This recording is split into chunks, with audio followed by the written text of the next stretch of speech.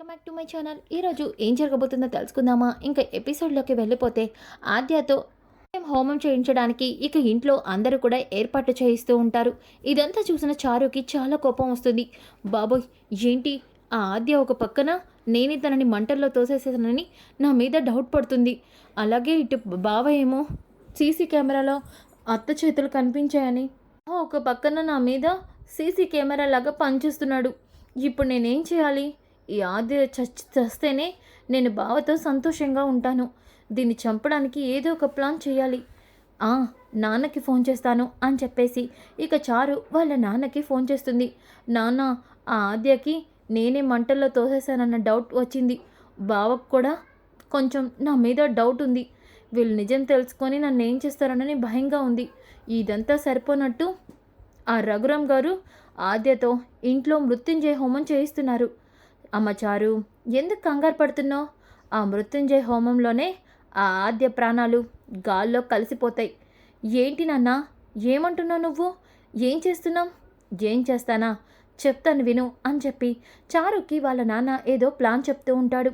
ఇక చారు, నాన్న నీ ప్లాన్ సూపర్, త్వరగా వచ్చేసే, త్వరగా అతన్ని తీసుకొని వచ్చేసే అంటూ కాల్ కట్ చేస్తుంది. అప్పుడే పద్మ అలాగే శివరాం భార్య అక్కడికి వస్తారు. అక్క, దీని మొహం చూస్తుంటే సంతోషంగా ఉంది. మళ్ళీ ఇదేదో మన కొంప ముంచే పని చేస్తున్నట్టుంది. అవునే, దాన్ని చూస్తుంటేనే నాకు భయంగా ఉంది. దాన్ని కదిపితే ఏ బాంబు పేలుస్తుందో కూడా అర్థం కాదు. దాన్ని విషయం అడగటం పోవడమే మంచిది అని అనుకుంటూ పద్మ ఇక అలాగే వాళ్ళ మరదలు ఇద్దరు నడుచుకుంటూ వెళ్ళిపోతుంటే చారు, ఏంటి వీళ్ళిద్దరూ ఇక్కడి దాకా వచ్చి ఏం అడగకుండా వెళ్తున్నారు? అత్తయ్యా అని ప్రేమగా చారు పిలుస్తుంది. బాబోయ్, ఏంటిది అత్తయ్య అని పిలుస్తుంది? ఖచ్చితంగా నా కొంప ముంచే పని ఏదో చేస్తుంది ఇది అని పద్మ, ఏంటి చారు ఇంత ప్రేమగా పిలిచావు? మళ్ళీ ఏ కొంప ముంచే పని చేస్తున్నావు? మీతో చెప్పినా ప్రయోజనం లేదులే, అందుకే నేనేమీ చేయట్లేదు, మీకేమీ చెప్పను అంటూ లోపలికి వెళ్ళిపోతుంది. ఇంకా ఒక పక్కన ఖచ్చితంగా నీ కోడలేదో పనిచేస్తుంది అక్క అంటూ వదిన అంటూ పద్మకి తన మరదలు చెప్తూ ఉంటుంది. ఇంకా ఒక పక్కన ఆద్య ఏమో మృత్యుంజయ హోమం చేయడానికి పూజలో కూర్చుంటుంది. అలాగే రఘురామ్ అలాగే జానకి ఇద్దరు కూడా తల్లిదండ్రుల స్థానంలో కూర్చుంటారు. ఇదంతా చూసిన రామకి చాలా సంతోషంగా అనిపిస్తుంది. ఆద్య రామ వైపు చూస్తూ, రామ, నీ మనసులో ఎంత బాధ ఉందో నాకు తెలుసు, కానీ పైకి సంతోషంగా కనిపిస్తున్నావు. పెదనాన్న కోసమే కదా? అవును, ఎలా అయినా సరే శౌర్య సార్ ఏ తప్పు చేయలేదని పెదనాన్న దగ్గర నిరూపిస్తాను. రామా, నీకు శౌర్య సార్కి పెళ్లి చేసే బాధ్యత నాది. నేనెలాగో ప్రేమలో గెలవలేకపోయాను, సీనుని పెళ్లి చేసుకోలేకపోయాను. ఆ బాధ ఎంత దారుణంగా ఉంటుందో నాకు తెలుసు. అందుకే నీకు ఆ పరిస్థితిని తీసుకురాను రామా. ఎలా అయినా శౌర్య సార్కి నీకు పెళ్లి జరిపించే బాధ్యత నాది అంటూ ఆద్య మనసులో అనుకుంటుంది. ఇంకా ఒక పక్కన పూజ జరుగుతూ ఉంటే అంతలోకి చారు మెల్లగా వెనక ఇంట్లోంచి బయటికి వెళ్తుంది. ఇక ఇది పద్మ గమనిస్తుంది. ఇదేంటి చారు ఎక్కడికి వెళ్తుంది అని చెప్పేసి అనుకుంటూ మనసులో అనుకుంటుంది. ఇక చారు ఏమో వాళ్ళ నాన్న దగ్గరికి వస్తుంది. నాన్న, వచ్చేసావా? వచ్చానమ్మా చారు, ఇదిగో వీడిని కూడా తీసుకొచ్చాను. వీడెవడు నాన్న? చెప్తా నాగమ్మా. ఒరేయ్, ఏంటి అలా చూస్తున్నాం? బుట్టలోంచి తీయు అని వెనకాలే బుట్టలోంచి పాముని తీస్తాడు. నాన్న, ఏంటి ఏదో ప్లాన్ చేస్తానని చెప్పావు? ఇదే ప్లాను. ఈ బుట్టలో పాముని తీసి ఆద్య పూజ దగ్గర వదులుతాను. అప్పుడు ఆ పాము వెళ్ళి కరెక్ట్గా ఆద్యని కాటేస్తుంది. అల్లే ఇంకా చారు, నాన్న, నాకు చాలా సంతోషంగా ఉంది. ఆ ఆద్య ఈ పాము కాటుతో చచ్చిపోతుందన్నమాట. ఇక ఆ ఆద్య గోలే ఉండదు. అవును, పద పద అని చెప్పి ఇద్దరు కూడా ఇక ఆ పాములు పట్టేవాడిని తీసుకొని చారు అలాగే వాళ్ళ నాన్న ఇద్దరు కూడా ఆద్య పూజ చేసే గది దగ్గరికి వస్తారు. ఇక ఆద్యతో మృత్యుంజయ హోమం చేస్తూ ఉంటే ఇంతలోకి వెనుక నుంచి చారు వాళ్ళ నాన్న, నాన్న ఏంటి అలా చూస్తున్నావు? ఆ పాముని వదిలేసే అని వెనకాలే బుట్టలో ఉన్న పాముని ఇంకా కిటికీలోంచి వదిలేస్తారు. ఇక ఆ పాము మెల్లగా ఆద్య వైపు వెళ్తుంది.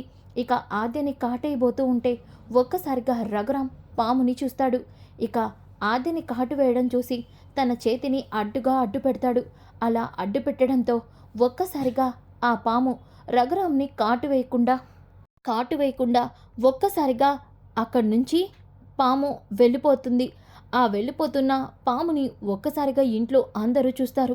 పాము పాము అంటూ గట్టి గట్టిగా అరుస్తూ ఉంటారు. ఇక చారు అలాగే వాళ్ళ నాన్న అది చూసి షాక్ అవుతారు. బాబోయ్, మనిద్దరం అడ్డంగా దొరికిపోయేలా ఉన్నాం. నాన్న, నేను లోపలికి వెళ్ళిపోతానుండు అని వెనకాలనే ఇక చారు వాళ్ళ నాన్న కూడా అక్కడి నుంచి పారిపోతున్న టైంలో అక్కడే ఉన్న ఒక బిందెని తగులుతాడు. అలా తగలడంతో సౌండ్ వస్తుంది. ఇక వెంటనే శివరాం ఎవరా అని చూడగానే అది చారు వాళ్ళ నాన్న. ఇక ఒక్కసారిగా చారు వాళ్ళ నాన్నేంటి అలా దొంగచాటుగా పరిగెడుతున్నాడు అని చెప్పి శివరాం అనుకుంటాడు. ఇక ఇంతలోకి పంతులు గారు మృత్యుంజయ హోమం పూర్తయింది. అమ్మ, ఇది ఈ ఇదంతా తీసుకొని హోమగుండంలో వేయండి.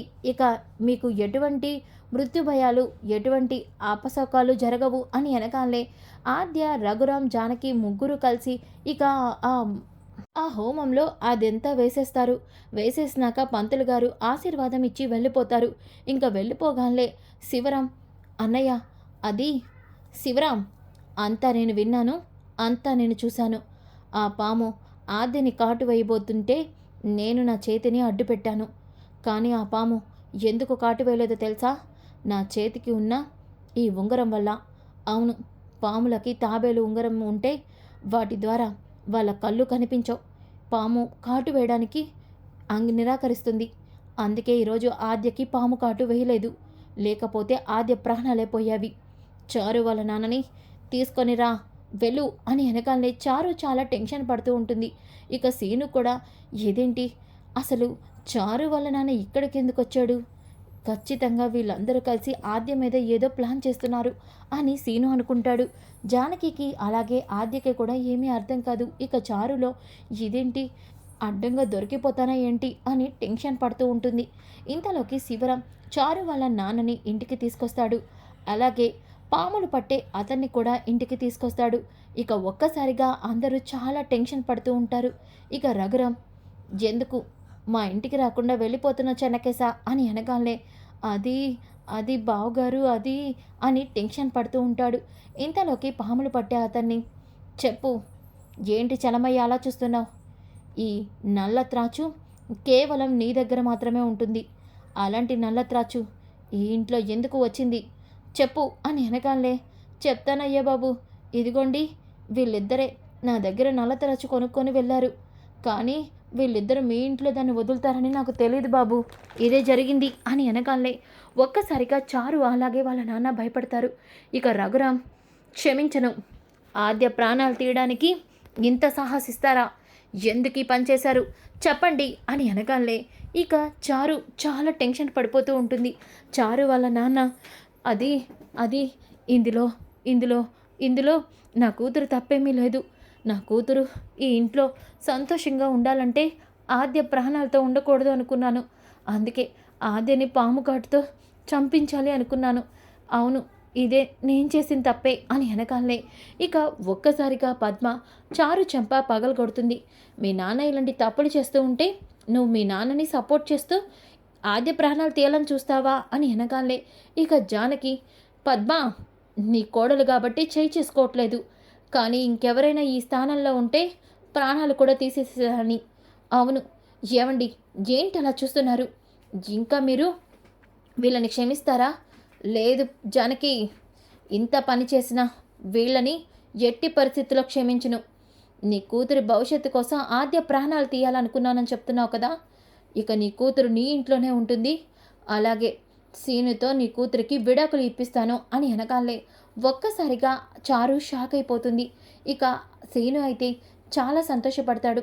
మావయ్య, మీరన్న దాంట్లో తప్పేమీ లేదు, నిజంగానే ఇలాంటి వాళ్ళకి ఇలాగే శిక్ష పడాలి అని అంటాడు.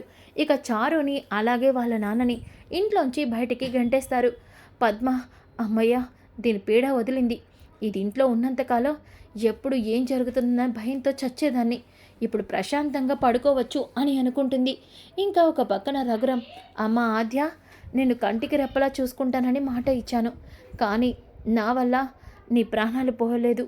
సంతోషంగా ఉంది పెద్దనాన్న, నువ్వు పెద్దమ్మ ప్రేమ నాకున్నంత వరకు నాకేం కాదు చేసి ఇక ఆద్య అంటుంది.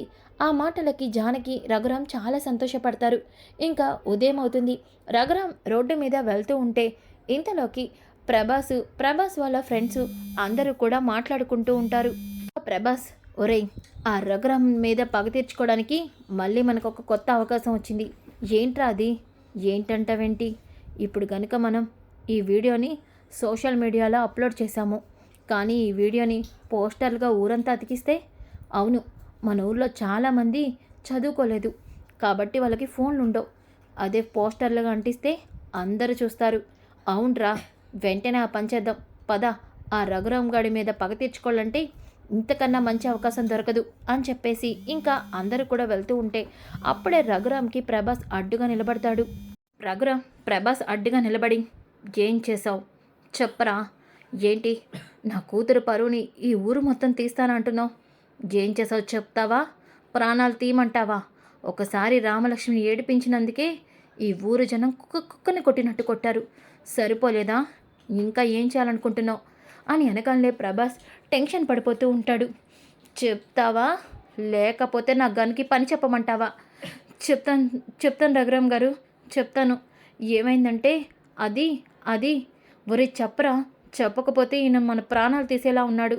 ఆ ప్రశాంత్ని కాపాడపోతే మన ప్రాణాలు పోతాయి అనుకుంటా. చెప్పరా అని వెనకాలనే ఇక ఒక్కసారిగా రఘురామ్, ఏంట్రా ఏమంటున్నారు? సోషల్ మీడియాలో వీడియో అప్లోడ్ చేసింది మీరా? అవును సార్, మేమే. అవును, అది కూడా ప్రశాంత్ గడి వల్లే. ఆ రోజు రామలక్ష్మి మీద అటాక్ చేసింది శౌర్య సార్ కాదు, ప్రశాంత్. అవును, ప్రశాంత్ బారి నుంచి కాపాడి శౌర్య సార్ ఆ నిందని తన మీద వేసుకున్నారు. ఎందుకు వేసుకున్నారో ఏంటో తెలీదు, కానీ మీది మీద ఉన్న కక్ష కోపంతో ఈ వీడియోని సోషల్ మీడియాలో అప్లోడ్ చేసాం. అలాగే ప్రశాంత్ కూడా ఈ వీడియో అందరికీ తెలిస్తే వాళ్ళిద్దరి పెళ్ళి త్వరగా చేస్తారని ప్రశాంత్ కూడా దీనికి ఒప్పుకున్నాడు. ఇది సార్ జరిగింది, కావాలంటే చూడండి అని వెనకాలే ఒక్కసారిగా రఘురామ్ షాక్ అయిపోతాడు. అంటే ఇదంతా చేసింది ప్రశాంత. మరి శౌర్య సార్ ఎందుకు నిజం చెప్పకుండా కోచ్ సైలెంట్గా ఉన్నాడు అని చెప్పేసి ఇక ఒక్కసారిగా ఆవేశంగా ప్రశాంత్ దగ్గరికి వెళ్ళి ప్రశాంత్ చంప పగలగొడతాడు రఘురామ్. ఇంట్లో అందరూ షాక్ అయిపోతారు. ఎందుకు పెళ్లి చేసుకునే అమ్మాయి మీద ఇంత అవమానం చేద్దాం అనుకున్నావు? ఎందుకు తన భవిష్యత్తుని నాశనం చేయాలని చూసావు? ఎందుకు తన పరువుని తీయాలని చూస్తావు? చెప్పరా, ఎందుకు మీ అన్న పేరుని అడ్డు పెట్టుకొని నా కూతురి భవిష్యత్తు ఆడుకోవాలనుకున్నావు అని చెప్పేసి ప్రశాంత్ని రఘురామ్ చితకబాస్తాడు. శౌర్య అలాగే వాళ్ళ అమ్మ నాన్న షాక్ అవుతారు. రఘురామ్ గారు, నేను చెప్పేది వినండి. లేదు, ఇలాంటి చండాలుడిని వదిలిపెట్టేదే లేదు అని చెప్పి రఘురామ్ మాట్లాడుతూ ఉంటే ఇక ఒక్కసారిగా రఘురామ్కి, నేను చెప్తాను, ప్రశాంత్ కన్న తల్లిగా వాడి నిజ స్వరూపం నేను చెప్తాను. చిన్నప్పటి నుంచి వాళ్ళ అన్న మీద కోపం, వాళ్ళ అన్నని ఇంటికి దూరంగా ఉంచాలి అనుకున్నాడు. ఆ కోపంతోనే వాళ్ళ అన్నని ఎలా అయినా అందరి ముందు ఇబ్బంది పెట్టాలనుకున్నాడు. కానీ రామలక్ష్మి శౌర్య ప్రేమించుకుంటున్నారన్న విషయం వీడికి తెలిసింది. ఎలా అయినా రామలక్ష్మిని దక్కించుకోవడం కోసం వాడు రామలక్ష్మి లేకపోతే నా ప్రాణాలు తీసుకుంటానని నాతో ఒట్టేయించుకున్నాడు. అందుకే శౌర్యతో నేను మాట తీసుకొని శౌర్య ఇప్పుడు అన్ని నిందలు భరించడానికి కారణం అదే అని శౌర్య గురించి నిజం మొత్తం ప్రశాంత్ వాళ్ళ అమ్మ చెప్పేస్తుంది. సో ఫ్రెండ్స్, ఎపిసోడ్ అదిరిపోయింది కదా. ఇలాంటి ఎపిసోడ్స్ మీరు ముందుగా తెలుసుకోవాలనుకుంటే మన ఛానల్ని సబ్స్క్రైబ్ చేసుకోండి. ఈ వీడియో నచ్చితే లైక్ చేయండి, షేర్ చేయండి. Thanks for watching.